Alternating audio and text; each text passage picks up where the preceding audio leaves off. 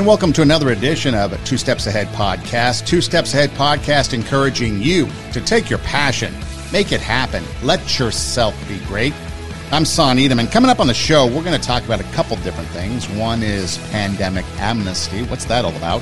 Also, we're going to talk about why it is people want to be a politician, why they want to be in office, and I've got an example of exactly why they want to. And it might be something that you know, and it might be something that you're not aware of, but we're going to talk about that as well. But first off, as we start the show, Halloween has come and gone. Did you have a good time? What I did was pretty much nothing. The neighborhood that I currently live in was, in my immediate area, was dead. So I went for a walk. And a few blocks over, I found out where everybody goes. There's a cul-de-sac with houses that really deck out the Halloween decorations and stuff. And so if you go to my personal social media, Instagram at Edom Rocks, EIDEMROCKS, you can see some of the video that I took and posted up there. But I really didn't do much this year for Halloween. I don't really do a whole lot year in and year out. But compared to 2019, when it was really the last time that we got to do something, because 2020, we were in the pandemic, and 2021, there was still some, iffies as to whether or not we should go out and do things. But 2022 really didn't do too much now that we're fully back into being able to do stuff. However, what I did do was prepare myself for Halloween Ends. Have you seen it?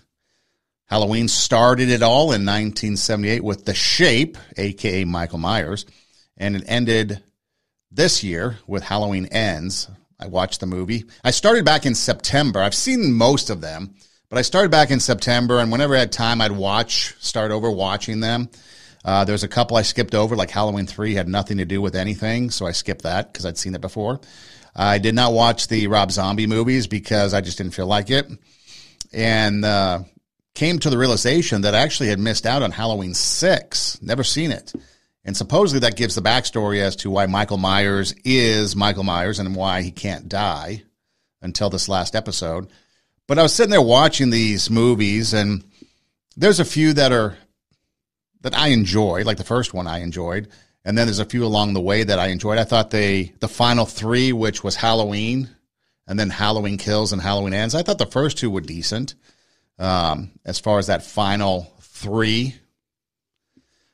But I finally watched the last one, and dumbest movie I'd ever seen. Dumbest ending to a franchise I'd ever seen. I thought Star Wars was pretty bad when those final 3 episodes, but this was worse. This final episode was horrible. So don't waste your time unless you really are a lifelong fan of it and you want to see how it concludes. But it really had nothing to do with Michael Myers, and it really made Michael Myers somebody who wasn't Michael Myers all these years. I'm not going to give you any information in case you do want to see it. I don't want to give you any spoiler alerts. But it got me thinking back to 2019, before everything, shut down. And I was thinking, wow, 2019 Halloween was actually a pretty full Halloween celebration year. Halloween Horror Nights at Universal Studios. Have you been? Did you go this year? When I went, I spent most of the time, because I hadn't been to Halloween Horror Nights in a long time. Back in college, it was Knott's Scary Farm down at Knott's Berry Farm. Do they still have that? I don't even know if they brought that back yet. I'm sure they have. But went to Halloween Horror Nights in 2019 and hadn't been to Universal Studios in a while, so we decided to, the people I was with, decided to kind of go on the rides at first. And so we did. We did all the rides like, The Simpsons and Jurassic Park and some of those rides before we even went down to the back lot where all the mazes and the scary stuff is. And I think we went to one maze, waited an hour and a half, and then decided to go back up to more rides and spent a bulk of the day, or this bulk of the night, on Jurassic Park. We found out, where the camera takes your picture down that big drop. And so we decided to come up with like this ultimate picture. And so we did it over and over and over until we finally got the perfect picture. And I think to me, it's one of the top 3 best pictures I've ever taken going down a ride, like a hill like that, where they flash your photo. And so we spent a lot of time doing that, but it was fun.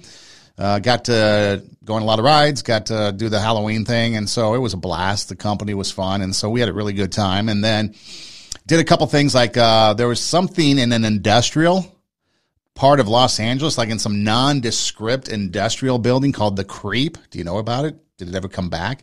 it was kind of cool. You go inside, it's completely enclosed, and it's kind of an audience participation where you kind of walk through this maze, and there's stories that will develop, and sometimes you'll be in a bigger area, bigger room, and everybody will be in there, and the plot kind of continues with everybody, and then who you follow or where you go, you might get a different perspective on the story. It was kind of unique, and it was a spooky feel to it. And then there's some interactive things where you can go and take your picture, and your picture would come out in different ways. Maybe you costume, or you could go black and white, or you can go, with a shadow, a shape behind you that made it spooky. And there was all different kinds of things. And that was called The Creep, and it was all right. Wore a costume and went to, Howl at the Moon, Universal Studios. They still have that. I know it was going to move to Hollywood Boulevard before the pandemic. Did they ever make the move, and did it even open back up again? Costume party there, that was fun. That was always a fun time, going Howl at the Moon. But dressed up, everybody was in costume, everybody was having a good time. Went to a couple other places that had costume parties, and danced the night away during that Halloween weekend. And then also combined it with Dia de los Muertos, Day of the Dead, which is a Mexican celebration, I believe. And it's remembering those that have died before us. And so at the college I was working at the time, we put on a big Dia de los Muertos celebration on campus, and it turned out to be really good. Had a good time with that. Played different types of games and celebrating that culture, that heritage. Went to Hollywood Forever Cemetery. Saw Cafe Tacuba and all the displays that were there. And so, again, if you go to my social media, Instagram, Edom Rocks, you can see some of the pictures there that I took from that day. And so it was a full kind of festive into October, into November in 2019. And so I know the last couple of years was mellow because of things that were going on in the world. And then this year, just never really got into it. But if you celebrate Halloween, which I know a lot of people do, I saw a lot of pictures on social media. A lot of people really enjoy that holiday. Some of the neighbors, like I said, a few blocks over, they really get into it with all the decorations. And I guess some people are giving out Jell-O shots, and other people giving out other kinds of shots to the adults. Not really sure that taking Jell-O shots and other types of shots from house to house is wise when you're out with the kids, but to each their own. And then, of course, all the kids were getting candy and stuff like that. And so costumes everywhere, and some people had lights. And, instead of spooky and scary stuff, they had kind of festive lights, which reminded me that for about 15 years, I lived in a neighborhood where about 4 or 5 square blocks was huge for Halloween. People would come from outside the area to celebrate Halloween. And 2019, the last time I actually did something, gave out candy to trick-or-treaters, had the house, outside the house, kind of like in a little disco. And so it was family friendly, and people could come up and get their candy. Made a table, your setup in the driveway so people could come up. They didn't have to actually go to the door, just to the driveway and keep moving.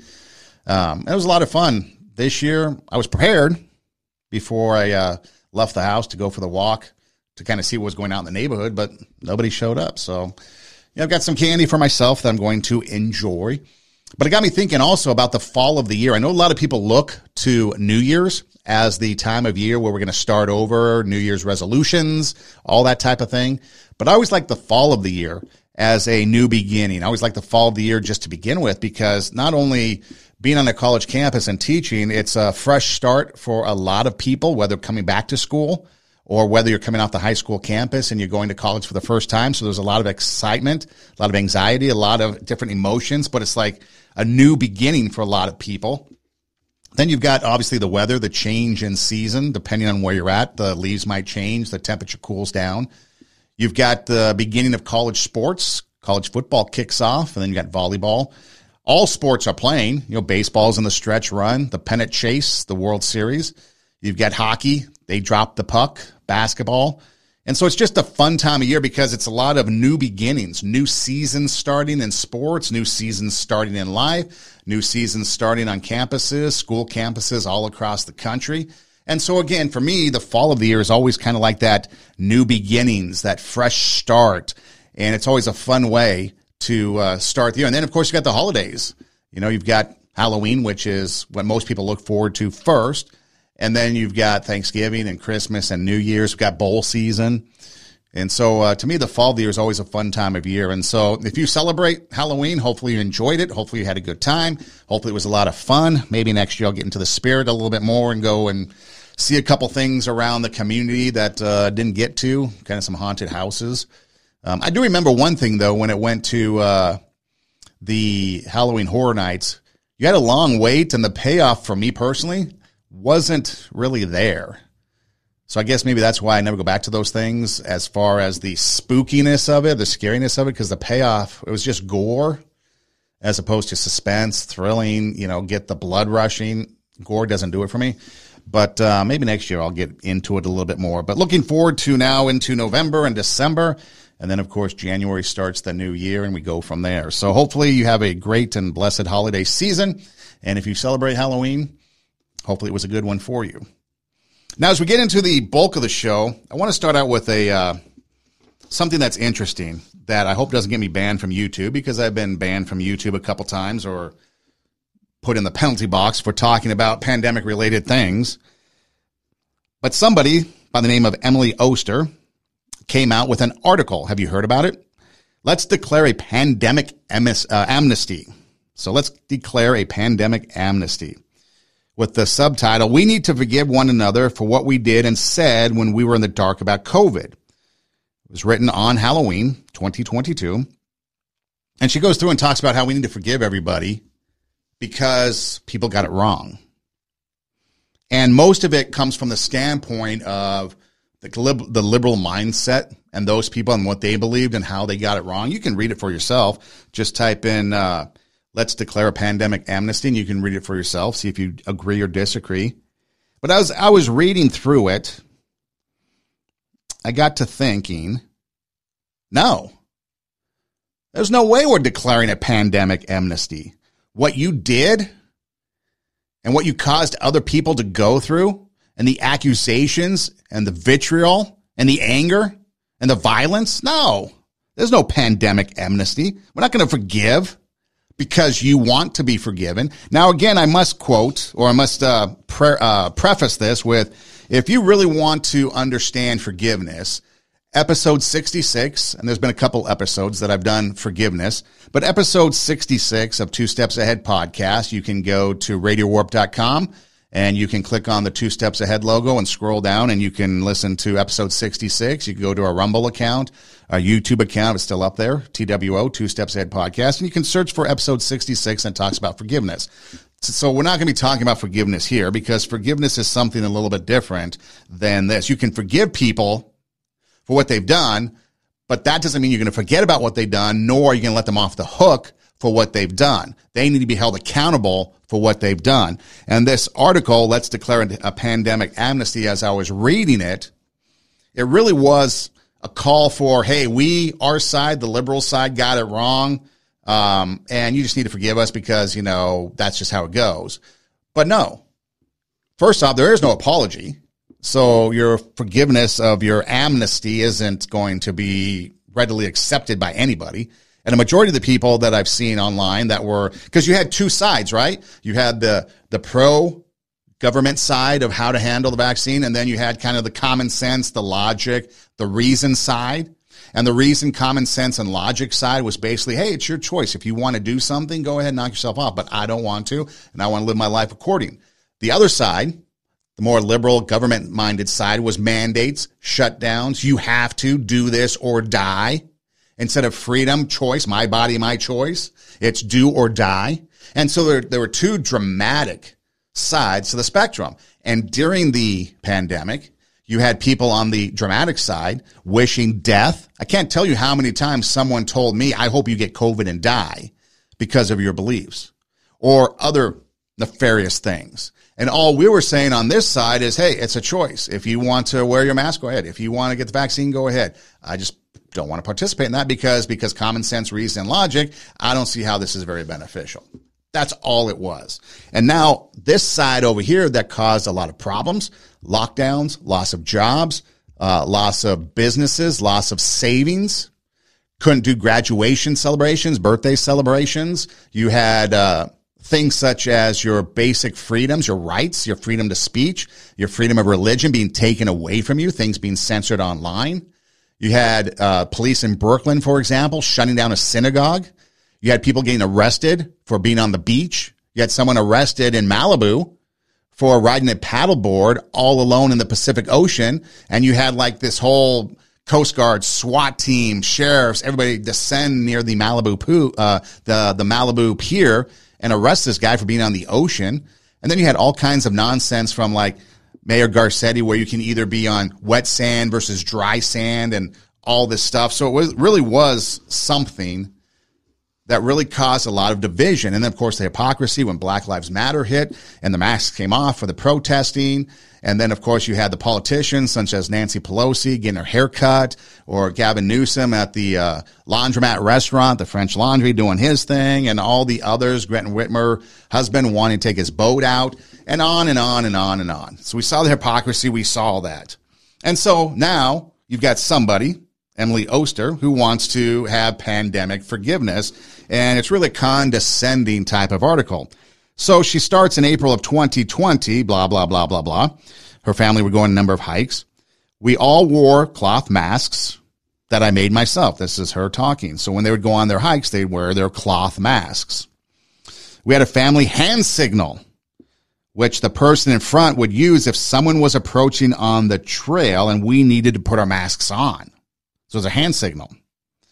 Once, when another child got too close to my then 4-year-old son on a bridge, he yelled at her, "Social distancing."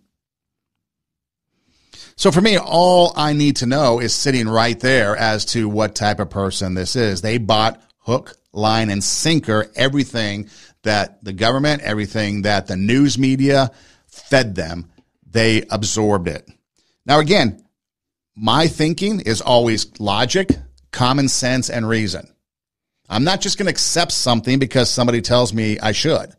I'm going to think about it. I'm going to do my own research. My research is going to include things that doesn't include mainstream media, not Twitter. And that was the problem. A lot of people got their information on social media, on Twitter, where truth was suppressed, which is kind of ironic now, because now that Elon Musk owns Twitter, I'm starting to see the shoe on the other foot, as they say, and a lot of liberal people freaking out because certain people are being allowed back onto Twitter.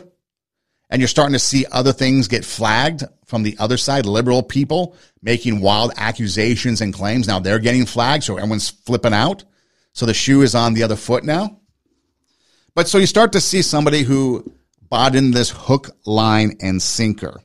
And now she's copying to the fact that what she believed and what she was told was probably wrong in her eyes, but she went along with it, and this is her mea culpa.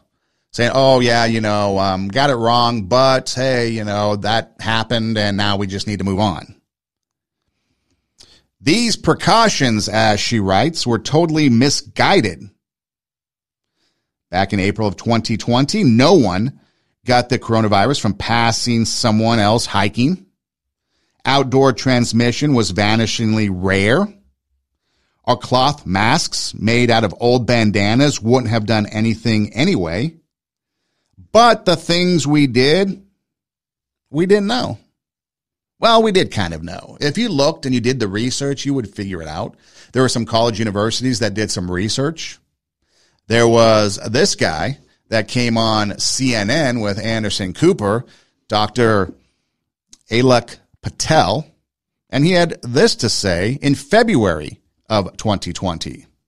It's going to transmit just like any other upper respiratory infection. So a lot of transmission through droplets from people spitting, coughing, and that's why it's really important to wash your hands, which is what everybody's been saying, because people are going to catch these respiratory viruses through their mouth, their nose, their eyes. And when it comes to the mask, that's really only going to be to prevent you from spreading the disease, not necessarily from preventing you from catching it, if that made any sense. That's interesting. So people were wearing masks thinking that it's going to protect them from getting it.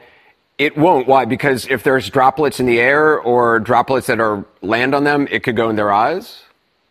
Well, not only could it go in their eyes, but the droplets themselves that contain the virus could be a lot smaller than what the masks are going to protect against. And on top of that, if you're wearing a mask, but you're not practicing the other precautions like washing your hands, you're putting yourself at risk. So again, the masks are really only for people who are already sick to prevent them from spreading the droplets. So that was February 1st, 2020 on CNN with Anderson Cooper, the doctor, talking about the mask. There was another research that was done that said the masks weren't going to really help, because actually what happens when you sneeze through the mask, the droplets get broken down into even smaller molecules, and they could spread further. And of course, smaller molecules then could get into the eyes and other things, land on your phone. Did you wash your phone ever and then bring it to your face? So there are a lot of issues that common sense, logic, and reason would dictate that we need to rethink this thing. Now, what they should have done is gotten everybody N95 masks. That might have made a difference. But wearing a bandana or buying those things at the pier, at the beach, in the mall, those cloth masks, they weren't going to work. But we knew it from the beginning. However, people needed that safety, that whatever you want to call it, to put on to visualize that they were safe. They needed that teddy bear, that safety teddy bear, and it became the mask, the crutch. And there was a lot of people. Some people today still wear it, and that's fine. But they still wear it. Others say it was going to be a hard time for them to take it off because they're so used to wearing it. Well, that's fine too. Again, my thinking is if you want to do it, knock yourself out. That's fine. But we did know. We did know that some of this stuff wasn't going to work, even though she says that we didn't know. Again, yes, we did. She goes on, I've been reflecting on this lack of knowledge. She's now teaching a class on the first years of COVID. And she says that they've spent several lectures reliving that first year and discussing many of the important issues. One, schools being closed too long. The health risks of in-school spread were relatively low, she writes, whereas the cost to students' well-being and educational progress was high. So keeping kids out of school, she's finally admitting that that was a problem. That's something that should have been addressed a little differently, which is true. But with only a glimmer of information, she says, reasonable people who cared about children and teachers advocated on both sides of the reopening debate. Now you're starting to see it, right? You're starting to see politicians as election season. Now all the politicians are backtracking what they actually did. No, we didn't. Gretchen Whitmer, governor of Michigan. No, schools were closed for 3 months. Well, that's not really true. And then you have, what's her name, Weingarten or whatever, the union lady that's out there spouting, again, lies about what she believed and what she said. And then you had the vaccines. You know, when they came out, she says right here, we lacked definitive data on the relative efficacies of the viruses. So if we lacked definitive data, why was it a mandate? Again, that's what we were saying all along. We were saying, hey, I don't want to put something in my body that we don't know what's going to happen. And whether you're a denier or not, we know that there are side effects, myocarditis, and all of a sudden all these people that are all of a sudden just not with us anymore. Young people in their 30s, all of a sudden having heart attacks. But nobody wants to question that or talk about that. Again, even though she says in this article, we need to move forward and we need to talk about things and we need to solve problems, which I totally agree. She says that in the article, Emily Oster. But yeah, we can't talk about certain things because it's still political and we're in an election season. So you talk about public health. And she even says right here, these missteps, they weren't nefarious, and I don't believe they were. But again, why did you make things mandated? Why did you have someone like Rachel Maddow going on and making blanket statements like this one? Virus stops with every vaccinated person. A vaccinated person gets exposed to the virus. The virus does not infect them. The virus cannot then use that person to go anywhere else. It cannot use a vaccinated person as a host to go get more people. That means the vaccines will get us to the end of this. So again, she was adamant, and that's her belief, and that's fine. But again, where was her mea culpa? Oh, I'm sorry, it wasn't necessarily true. No, they just move on. They forget about it. They leave. It's like a tornado or a hurricane that we just saw down in Florida, right? All the damage that's left behind. The damage they left behind, they're just moving forward. Let's just forget about this. We got to move on. And that's what this article is all about by Emily Oster.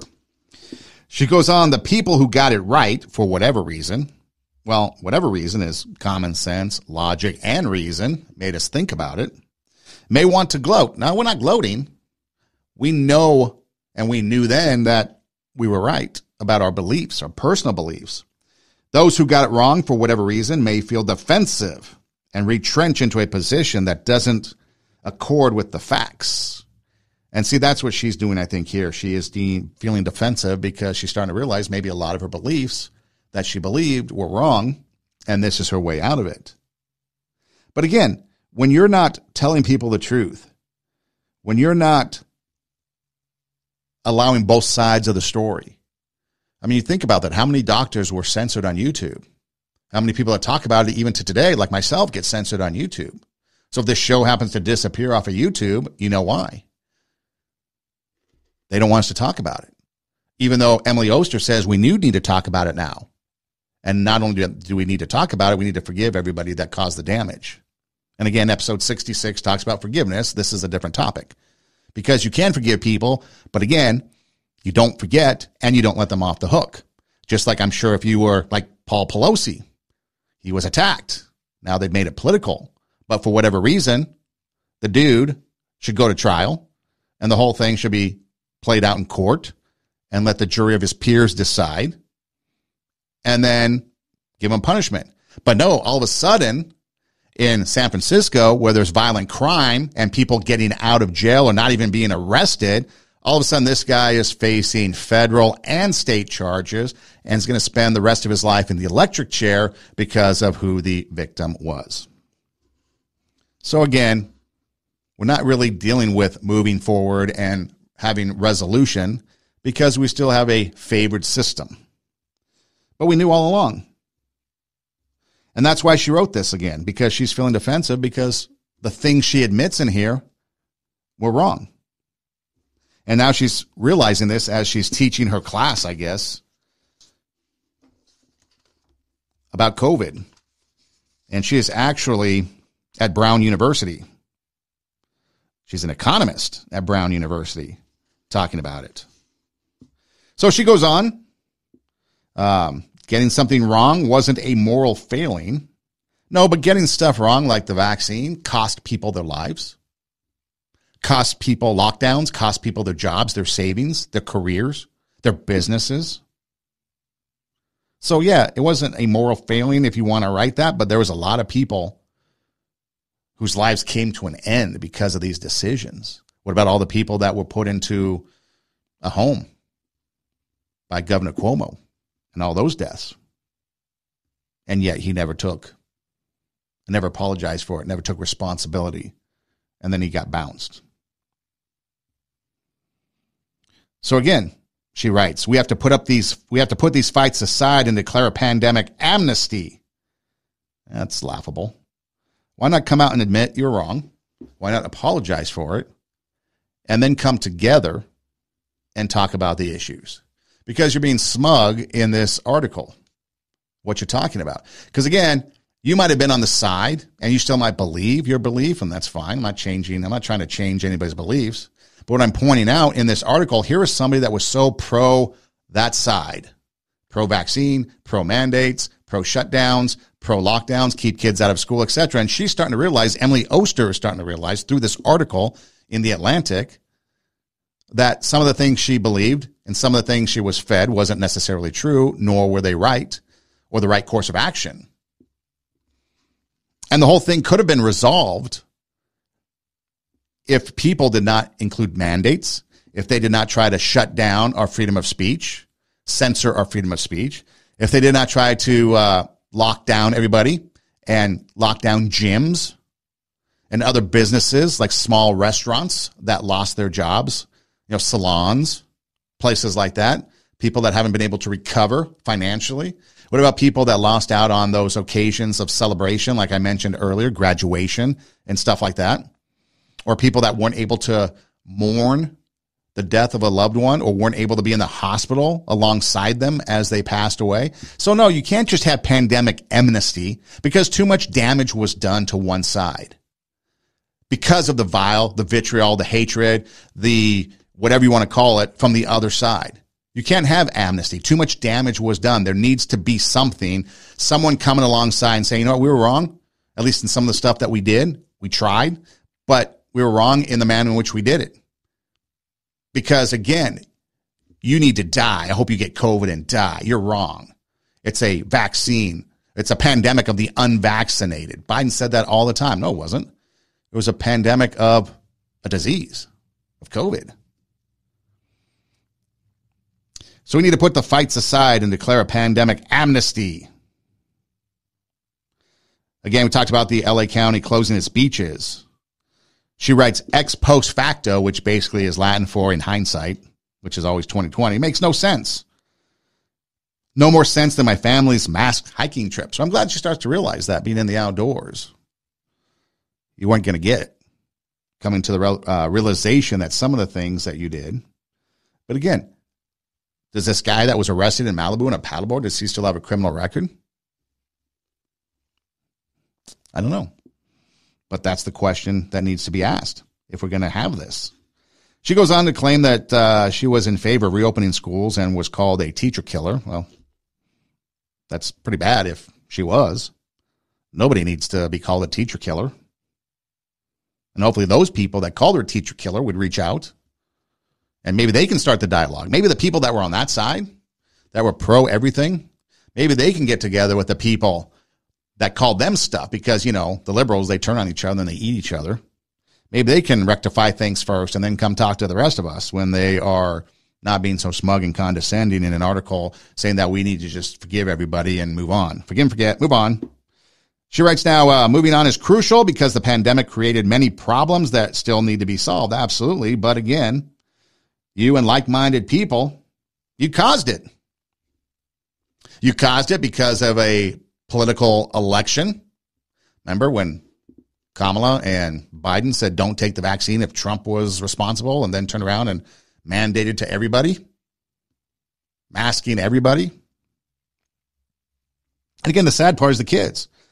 She goes on to write about test scores being down, math, and data that needs to be improved so that we can get people back to, or these kids back to wherever. She goes on and talks about more about vaccines like measles and pertussis and all that, or whatever it is. But again, the fact is that there's a lot of distrust out there now. I don't trust anything that comes out of the mouths of anybody in the media. In fact, I don't watch any mainstream media much anymore. I don't listen to anything that people have to say about stuff coming out because I know it's not true. I have to go do my own research. I do a lot of it. And I don't rely on Google News or Yahoo News because they're going to float misinformation or the lies that people put out there or a biased news cycle. I'm going to go and look at independent sources and look at independent sightings and do the research myself. And if I'm reading something, let's say on CNN, and they quote something, then I'm going to go to that source that quoted that information, find out more about them. It takes work. But if you're getting your information on Twitter or social media, it's going to be skewered. It's like telephone. Somebody says something. I mean, look at Paul Pelosi and the attack and how much lies were thrown around out there. We still don't even know what happened. A lot of questions, and there's some liberal media that are now trying to find out. You're starting to see headlines, more questions than answered in the DA's press conference, and on and on and on. She closes out her article by saying the standard saying is that those who forget history are doomed to repeat it, but dwelling on the mistakes of history can lead to a repetitive doom loop as well. Let's acknowledge that we made complicated choices in the face of deep uncertainty and then try to work together to build back and move forward. Well, what she's missing out on, and I'll end with this on this particular thing because I want to move on, but what she's missing out on is some people took this pandemic, and like the saying goes, you don't let a crisis go to waste, and they took control. That's all it was. They didn't care about the welfare. A lot of people didn't care about the welfare of people. They wanted control. They wanted power. They wanted to maintain that control, and they wanted to maintain that power. And so, no, we can't forget. We can't give amnesty and just say, oh, oops, my bad, and move on. There has to be consequences to it, and the first place you can start is at the ballot box. Vote the people out. If they came to you and they lock you down and they caused harm and grief, why would you put them back in office? I mean, seriously. But there's going to be people that do that. It's absolutely crazy that you would put people back in office that voted or made decisions that affected you negatively. They shut you down. They closed your business. They made you lose your job. It didn't affect them. They didn't do anything. They still had their whatever lifestyle that they wanted. They didn't abide by anything that they made you abide by. They still had all the freedoms in the world to travel, do whatever. Traveling around. AOC went to Florida because Florida was still open. So even though you were locked down, people were traveling all over the place, meeting with people, celebrating. The Super Bowl. LA had a mask mandate at the time of the Super Bowl, and people were still running around maskless. So again, the powers that be, the hierarchy, the oligarchs of America, the politicians that were out pushing these things, no, there is no amnesty. Are you kidding me? There needs to be, I won't say punishment, but there needs to be something in order for, if you want reconciliation, see, that's the other word, it's reconciliation. If you want reconciliation, you need to come, you need to admit what you were doing was wrong. You need to apologize for it. See, forgiveness can be real quick. Forgiveness can be for, you did something to me, but I'm going to forgive because I'm going to get it off of me. Forgiveness is for me. I'm going to forgive you because I'm not going to dwell on this. I'm not going to let this affect me. I'm not going to let this bother me. I'm going to move on with my life. I'm going to put this to bed for me. If you want reconciliation, that's the other side of it. Then you need to come. You need to apologize. You need to admit what you did was wrong. You need to sit there and come and say, okay, this is what happened. Have a conversation about it, and then see if you want to move forward together. You might have a forgiveness. You might have an apology. You might have a reconciliation, but you might not want to move forward together because there's too much damage or whatever the reason might be, and that's okay. But what she's talking about is not amnesty. She's talking about reconciliation, and she gets it all wrong. Reconciliation needs, you need to admit what you've done. You need to come clean. You need to confess, ask for, or say an apology, ask for forgiveness if you want to reconcile and move forward. You can't just have amnesty, a blanket like, oh, well, my bad, let's move on. No. You wouldn't do that in your personal life with somebody that cheated on you. You wouldn't do that in your professional life if somebody stabbed you in the back. You wouldn't do that in any other place. But the fact, Emily Oster, that you got it wrong, and now you might be having a conscience about it, and you think that we should just move on? No. That's such a liberal thing to do. Oh, got it wrong. Let's move on. So forgiveness is one thing. Reconciliation is another thing. And in that article, I think she talks about reconciliation and her whole point of just let's move on and forget about it. No. If you want reconciliation, if you want to move forward, you need to come clean, apologize for what you've done.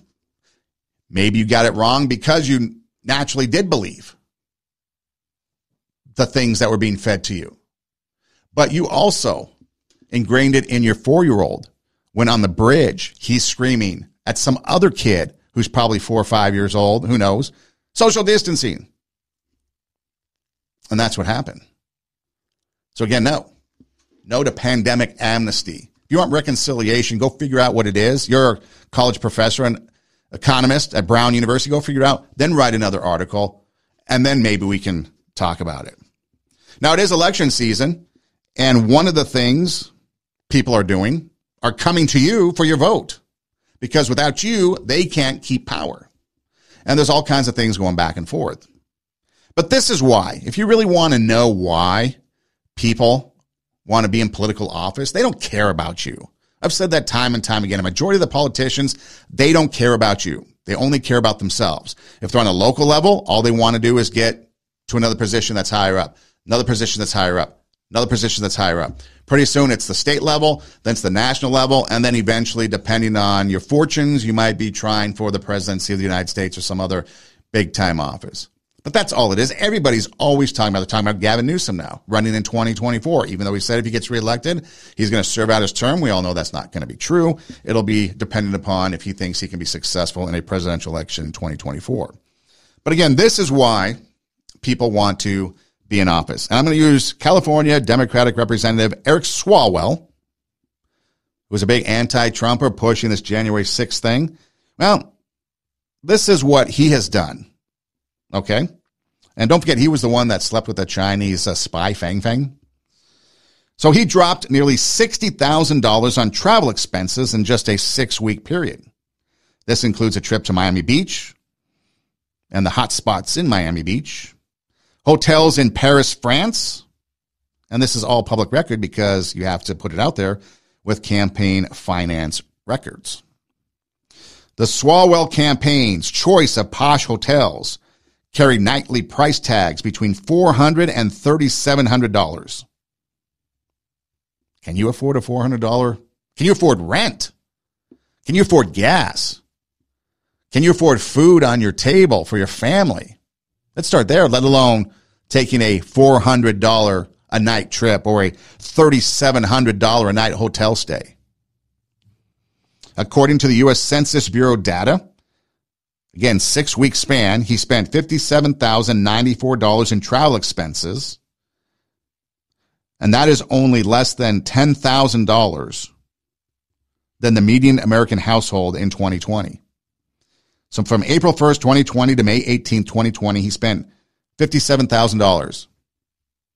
$67,000 was the median American household in 2020. I'm sure it's dropped because of everything that's happened the last couple of years, but this is why they want to stay in office.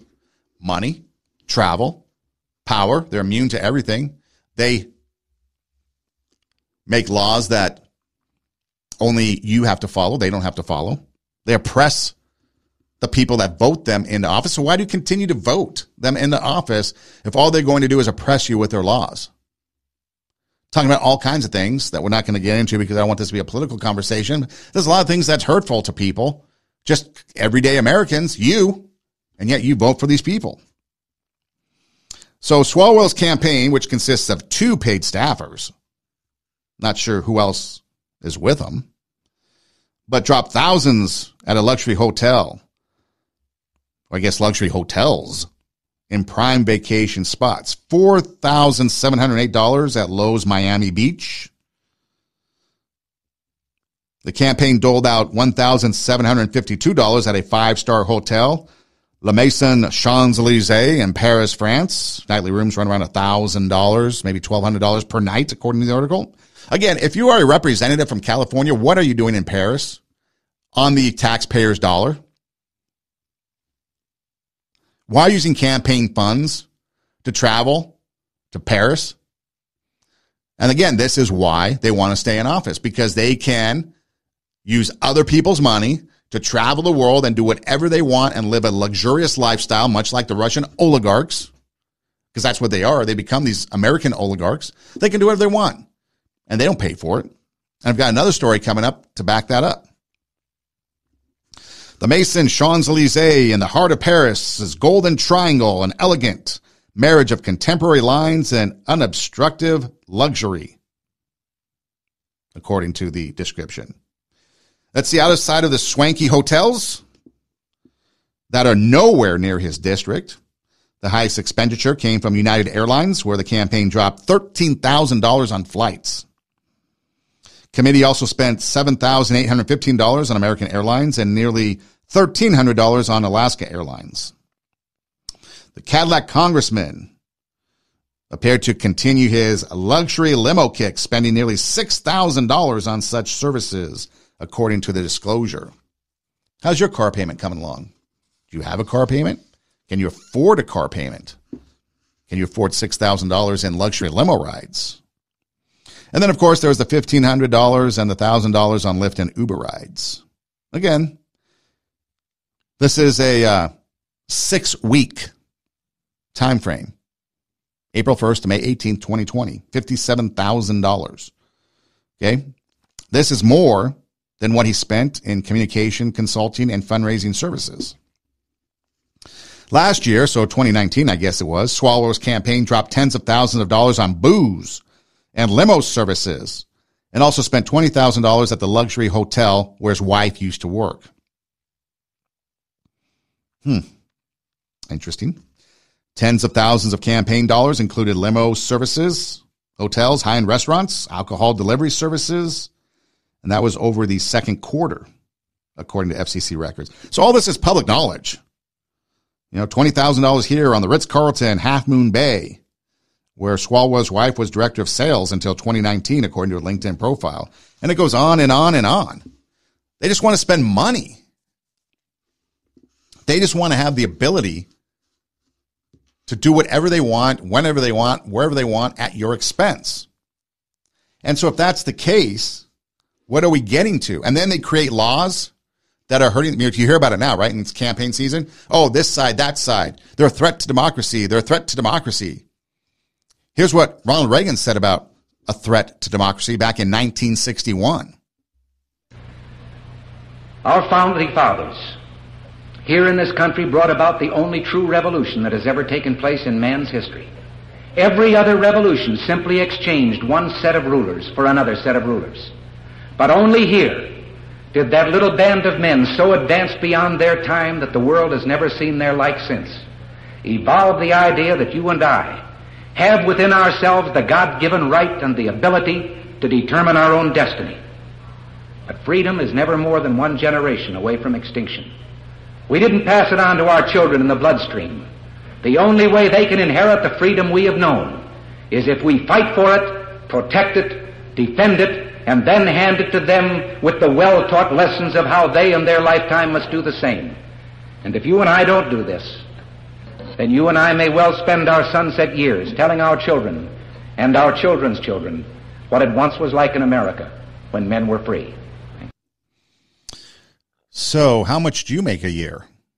Do you make $174,000 a year? That's how much a member of Congress makes. $174,000 in salary. Pretty much get the month of August off every year, plus other times of the year off, extended vacations. See, when our forefathers set up government was supposed to be a part-time thing, and now it's full-time, and people are making mass amounts of money. Do an internet search sometime of the net wealth of people in Congress and then the Senate. Now, some made it in private business, which is their right, but what about Dianne Feinstein, Mitch McConnell, and some of these people that have been in Congress for 40 years who've done nothing except lived off the teat of the American people? Some of them, their spouse made money. We all know about the stories about the Pelosi's and this insider trading stuff that's going on.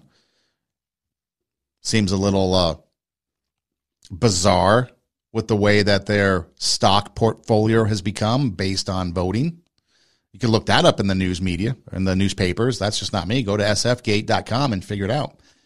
You can see for yourself. But $174,000. So we just talked about all the expenses, $57,000 in a 6-week time frame in 2020 that Swalwell spent.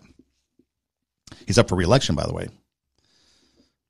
So another story. This is June 2022. So 2 years later from the previous article or the previous time period. This is an article dated 2022 of June 2nd. California Democratic Rep. Eric Swalwell wants to use donations to his congressional campaign to pay babysitting for his 3 children while he is on foreign government-sponsored business trips for his taxpayer-funded job. Again, not really sure what the representative of California is doing on foreign government-sponsored business trips. Oh, wait, maybe he had some important business to do? Well, let's find out. So we got Swalwell's lawyers sending a letter to the Federal Election Commission asking for the organization to expand the rule allowing candidates to use campaign funds for babysitters to be used for overnight childcare while traveling overseas for work. How are you doing with childcare? Can you afford it? Do you work a couple jobs just to make ends meet? Do you make $174,000? If you did make $174,000, would you be able to afford childcare, or do you think someone else should still pay for it? So it says, which, by the way, the FCC said, no, you can't do it. The congressman's campaign lawyer argued that his status as a well-known member of Congress and a prolific fundraiser has gotten him many invitations to go to events, including invitations from foreign governments for information gathering visits, which means he would be gone on overnight trips. Information gathering visits is just a fancy way to say he's taking a vacation overseas. He has no position that he needs to go traveling anywhere to do anything. He answers to Nancy Pelosi only. The congressman already uses more campaign money on nannies than any other member of Congress, spending $15,000, almost $16,000 on child care Check that. Spending nearly $16,000 on childcare through the first quarter of 2022 and $72,000. How would you like to be his nanny? $72,000 since 2019. Dang. No wonder why Fang Fang shacked up with him. Well, they said no. If the FEC expanded this rule, allowing candidates to spend campaign cash on overnight childcare, it would be a perk that is not available to more working Americans who are forced to pay for childcare out of pocket. So the FCC even said, we can't do this because this is something that the American people wouldn't be able to do, so why should you be able to do it? Let's see, Swalwell's wife, a hotel executive, has traveled with Swalwell during 2 recent foreign trips. So, okay, you want to know what these important information gathering visits are about? Well, the U.S. Qatar Business Council paid $19,000 for Swalwell's flights, lodging, and food when he took a trip over there, in which he took some pictures where he rode bare-chested on a camel in the desert of Qatar. Not really sure what kind of information he's trying to gather, being without a shirt on a camel in the desert of Qatar, but apparently $20,000 will get you overseas. The Swalwells in February of 2020, went on an all-expense paid work trip to Germany, staying in a hotel that cost $611 per night. Not really sure what he needs to do in Germany. Now, they paid for it, so, that's fine. But again, if he's getting all these perks, why not just make those governments pay for it? Make the government of Qatar pay for his nannies. Unbelievable. Swalwell has come under scrutiny for his prolificated campaign spending, with one government watchdog group saying the Democrat uses his campaign coffers as a private piggy bank. Well, that's obvious, duh. Swalwell spent more than $20,000 on luxury car services, hotel stays, and so on and so forth. Money at swanky hotels, $17,000 for babysitting. So there was a rule change. In 2018, get this, this is the kicker. In 2018, there was a rule change. Anyone running for Congress before 2018 has been allowed to use campaign cash to pay for childcare during campaign events and fundraisers. Now, the change was made so you can no longer do that. The change was made after groups like Vote Mama Foundation argued that it would allow more women to seek office. Okay.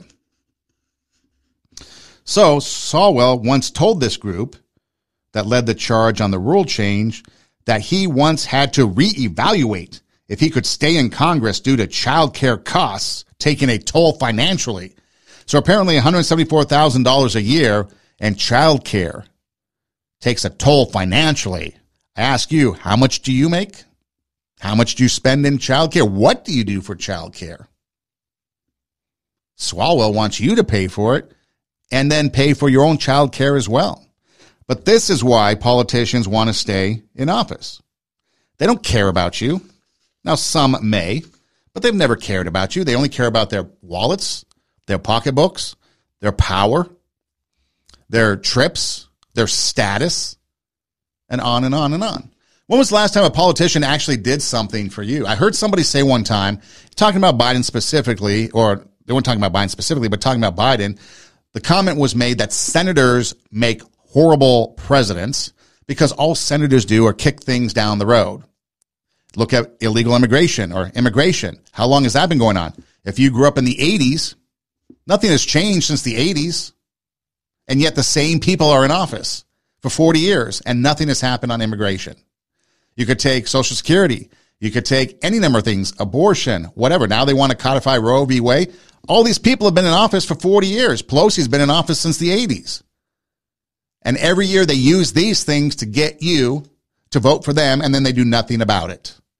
So as you go to the ballot box, or anytime you go to the ballot box moving forward, think about what's in it for you. They're getting theirs. They're getting high salaries. They're getting all the perks to go dance naked in the desert of Qatar on a camel. They've got $57,000 they could spend on luxury hotspots. When was the last time you took a vacation that wasn't at the Motel 6? That's what they're there for. So why do you vote for them? Why do you keep them in office? Because they tell you to? Because you want to be a part of some in crowd? Because you're going to die on the sword of your political ideology? Why don't you start thinking about yourself for once? What's in it for you? Stop believing all the propaganda that's being sent down and decide what's in it for you. How am I doing? What's my lifestyle like? And start looking at people, whoever they are, that might be able to benefit you. Maybe it's time to get politicians in office that represent not a national party or national politics, but politics that represent the community, the neighborhood. And that's why I always say, if we want to affect change, we have to start at the community level, the neighborhood level. We've got to start within the community with our grassroots and then go from there. Because all those people are doing are making money. All those people are doing are getting rich. All we're doing is getting poorer, getting more oppressed with the laws that are out there. How about those Tesla vehicles that we're being forced to buy by the year 2035 at a tune of $60,000? Good thing we got thumbs. Maybe we can hitch a ride from the people that are driving the Teslas to get to work. But you got to start thinking for yourself. You have to start to realize that people on the outside, they pressure you to follow an agenda because it only benefits them. It doesn't benefit you. You got to start thinking for yourself. We don't need to just excuse their behavior. Oh, they're just X, Y, Z, and so therefore it's okay. No, it's not okay. If you can't get away with it, if you can't do it, if you don't benefit from it, why should they? It's supposed to be a government of the people, by the people, for the people. But it's government of the oligarchs, by the oligarchs, for the oligarchs. That's the American politician. Now, again, there are some that do good. So I can't say all of them are. That would be misleading. But just look at a majority of the politicians that have been there forever. What have they done? Nothing. What do they do? Nothing. Do they care about you? Absolutely not. All they care about is themselves and what they've got going on and their backroom deals with business, with war, with whatever their special interest is that's paying them money. How many times have we seen big tech sit on Capitol Hill and these congressional leaders sit there and question them about censoring and all this stuff? But then we find out big tech donates all kinds of money to every single one of them, and so nothing happens. What's in it for you? What are you going to do about it? Are you going to let them benefit from it? Or are you going to take a stand and say, that's enough? Take a stand and say, not anymore. You've gotten away with it for so long, but the gravy train is over. It's time for we, the people, to take back the government. We, the people, at the ballot box, voting in people that are going to worry about the constituency and not national politics. Allow the states to get back to governing states' rights and not trying to federalize everything, because that's not what the Constitution is about. Let states' rights get back to governing the people, because what's best for California isn't what's best for Nebraska, isn't what's best for Florida. Something to think about. This is Two Steps Ahead Podcast, encouraging you to take your passion, make it happen, let yourself be great. I'm Son Edom. Hey, check out our website, RadioWarp.com. That's radio, W-A-R-P, RadioWarp.com. Just click on the logo, Two Steps Ahead Podcast logo. Our shows pop up. You got the video, and then you've got the audio from SoundCloud. You can also go to Instagram, TWO, Two Steps Ahead Podcast, and some show clips and the shows and everything is there as well. You can go to the Linktree link in the bio, and it connects you to our Rumble account, our SoundCloud account. Our Rumble account basically now just hosts our videos, the video portion of the show. And you can go to the video. You can go to the audio on SoundCloud. You can hear us on Spotify, Pandora, basically listen anywhere you listen to podcasts with the audio version. You can download the audio version from SoundCloud and take it with you on the go. And when in doubt, just, hey Siri, hey Google, hey Alexa, play TWO, Two Steps Ahead Podcast, and we pop up. And so with that, I'd like to say, hey, thanks for listening. Do tell a friend. Make sure you take your passion, make it happen. That includes taking your passion for yourself and not letting others take that from you. Let that inner greatness come out and utilize it for your benefit. Don't utilize it for somebody else's benefit who doesn't care about you. So again, thanks for listening. Do tell a friend. And until next time, God bless.